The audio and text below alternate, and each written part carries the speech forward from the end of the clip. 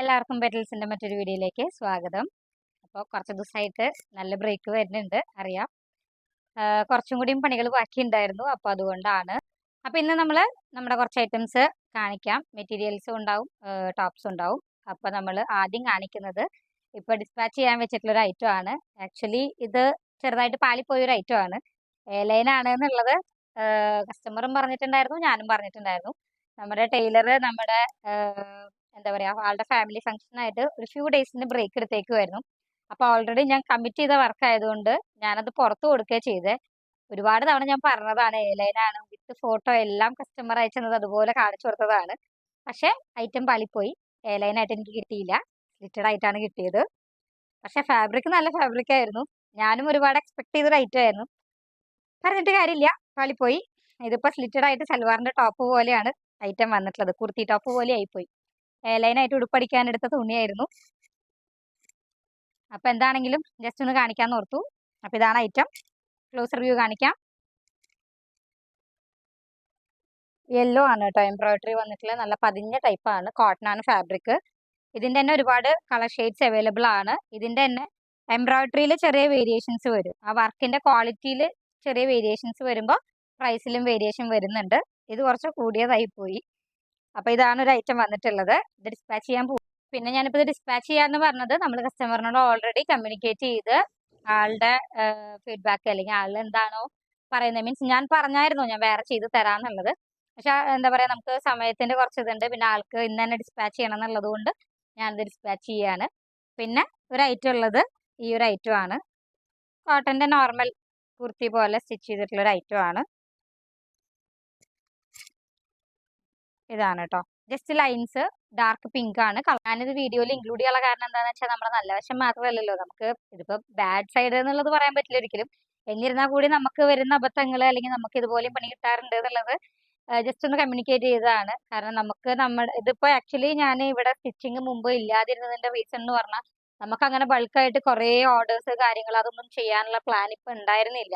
വരുന്ന വർക്കുകൾ എടുക്കുക ചെയ്യാന്നുള്ളത് മാത്രമേ ഉള്ളൂ. പക്ഷെ ഞാനിപ്പോ ഇത് ഓൺലൈനിൽ സ്റ്റാർട്ട് ചെയ്ത് കഴിഞ്ഞപ്പോൾ എനിക്ക് ഒരുപാട് എൻക്വയറി വരാൻ തുടങ്ങി. അതോടൊപ്പം തന്നെ നമ്മൾ പുറത്ത് നമുക്ക് ചെയ്തു കൊടുക്കുന്ന വർക്ക് കെയർ ഓഫിൽ തന്നെ നമുക്ക് പിന്നെയും പിന്നെയും വർക്കുകൾ വന്നു തുടങ്ങി. അപ്പൊ എനിക്ക് ട്രാവലിംഗ് ടൈം ഞാൻ മുമ്പ് പറഞ്ഞിട്ടുണ്ട്, ട്രാവലിംഗ് ടൈമും അതുപോലെ പെട്രോൾ എക്സ്പെൻസും അങ്ങനെ കുറെ എക്സ്പെൻസുകൾ കൂടുതൽ വരുന്നത് കൊണ്ടാണ് നമ്മൾ സ്വന്തമായിട്ട് ഒരാളെ ഇവിടെ തന്നെ നിർത്താം എന്നുള്ള തീരുമാനത്തിലെത്തിയത്. ഒന്നാമത്തെ കാരണം. അതിനേക്കാളൊക്കെ മീൻസ് ഒന്നാമത്തെ കാരണം എന്ന് ഒരിക്കലും പറയാൻ പറ്റില്ല. ഒന്നാമത്തെ കാരണം അതല്ല. ഒന്നാമത്തെ കാരണം എന്ന് പറഞ്ഞു കഴിഞ്ഞാല്, ഓണത്തിന് ഞാൻ കുറച്ച് വർക്കുകൾ എടുത്തിട്ടുണ്ടായിരുന്നു.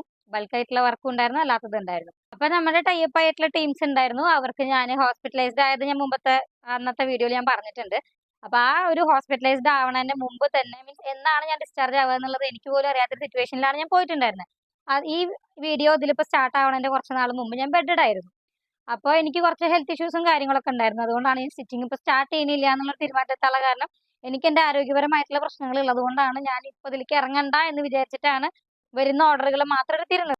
അപ്പൊ ആ ഒരു ബെഡഡ് ആയിട്ടുള്ള ടൈമിൽ, മീൻസ് ആ ഒരു ഹോസ്പിറ്റലൈസ്ഡ് ആയിട്ടുള്ള ടൈമിൽ റിക്കവർ ആവുമെന്ന്, മീൻസ് സർജറിയും കാര്യങ്ങളും പറഞ്ഞിട്ടുണ്ടായിരുന്നു. അതിന്റെ ഇടയിൽ പാരലൈസ്ഡ് ആവുന്നുള്ള കാര്യം പറഞ്ഞിട്ടുണ്ടായിരുന്നു.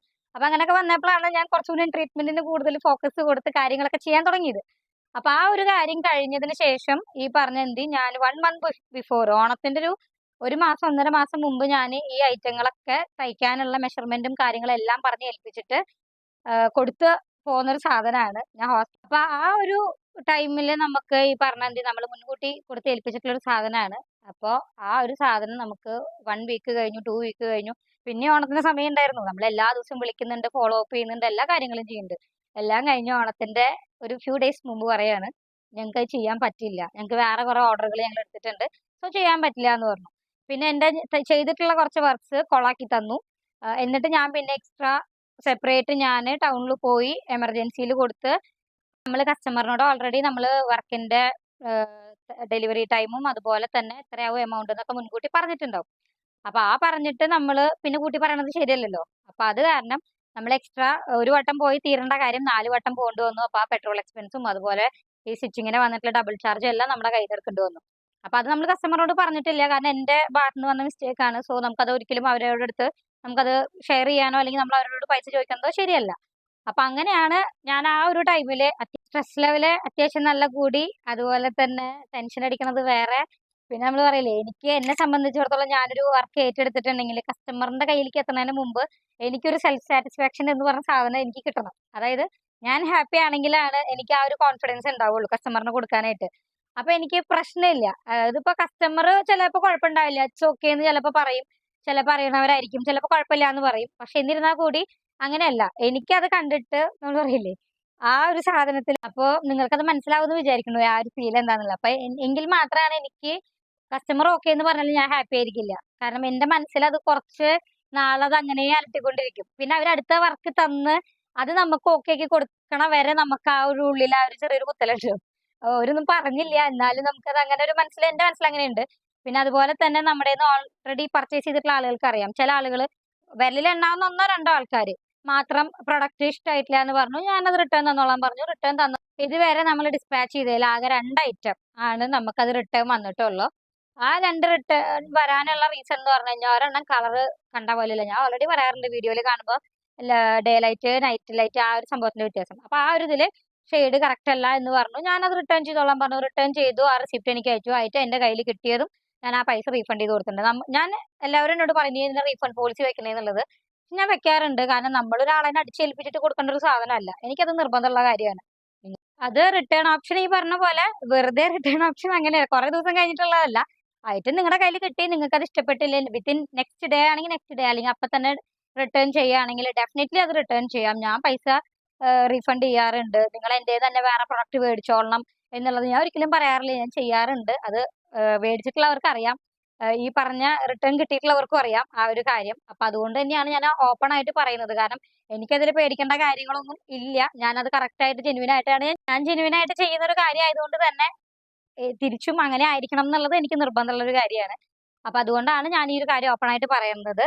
അപ്പൊ സ്റ്റിച്ചിങ്ങിന്റെ കേസ് ടോപ്പിക്ക് കുറച്ചങ്ങോട്ട് പോയി. അപ്പൊ എന്താ വെച്ചാല് ആ ഒരു സമയത്ത് എനിക്ക് കുറെ പണി കിട്ടി. പിന്നെ ഞാൻ മുമ്പത്തെ വീഡിയോയിൽ പറഞ്ഞ പോലെ എനിക്ക് ചെറിയൊരു സർജറിയും കാര്യങ്ങളൊക്കെ മുമ്പ് കഴിഞ്ഞിട്ടുള്ളതാണ്.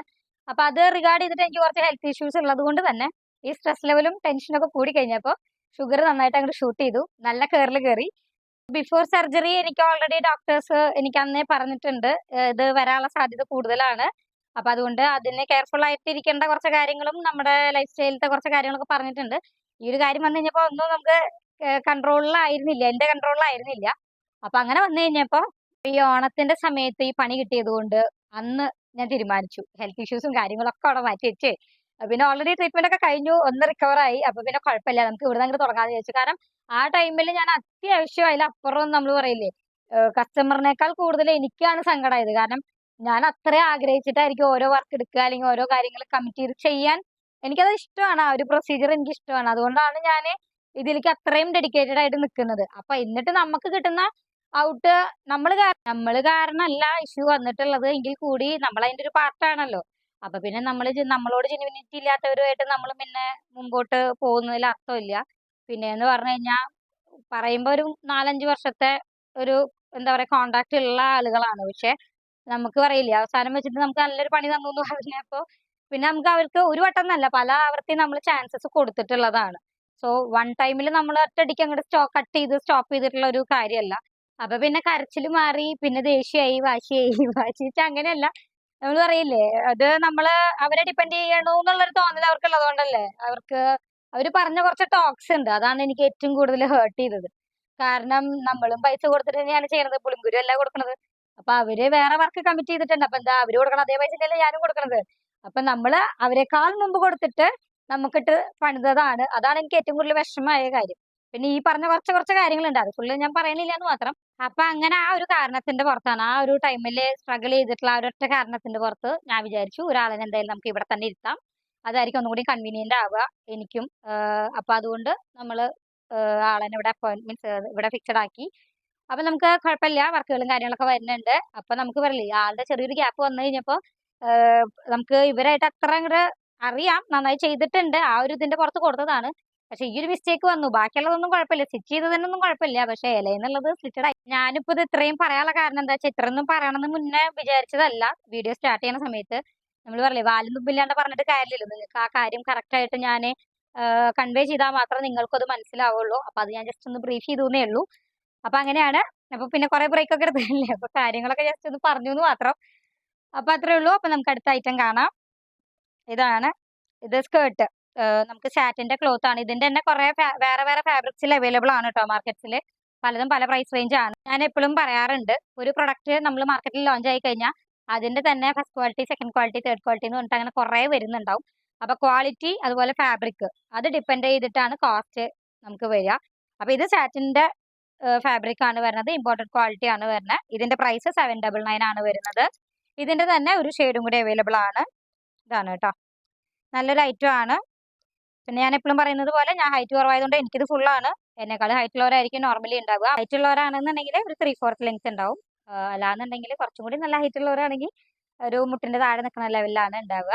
എന്നെ പോലെ ഷോർട്ട് ആയിട്ടുള്ളവർക്കാണെങ്കിൽ ഫുൾ ലെങ്ത് ഏകദേശം ആംഗിൾ ലെങ്ത് ഒക്കെ ഉണ്ടാവും. അപ്പൊ അങ്ങനെയാണ്. അപ്പൊ ഇഷ്ടപ്പെട്ടുണ്ടെങ്കിൽ വാട്സ്ആപ്പ് ത്രൂ ഓർഡർ ചെയ്യുക. വാട്സ്ആപ്പ് നമ്പർ 9072972711 ആണ്. സംസാരിച്ച് വന്നു കഴിഞ്ഞപ്പോൾ വീഡിയോന്റെ ലെങ്ത് കുറച്ച് കൂടിയുണ്ട്. അപ്പൊ അതുകൊണ്ട് ഞാനിപ്പോൾ ഇതിൽ നിർത്തുകയാണ്. അപ്പോൾ അടുത്ത വീഡിയോയിൽ കാണാം. Thank you for watching.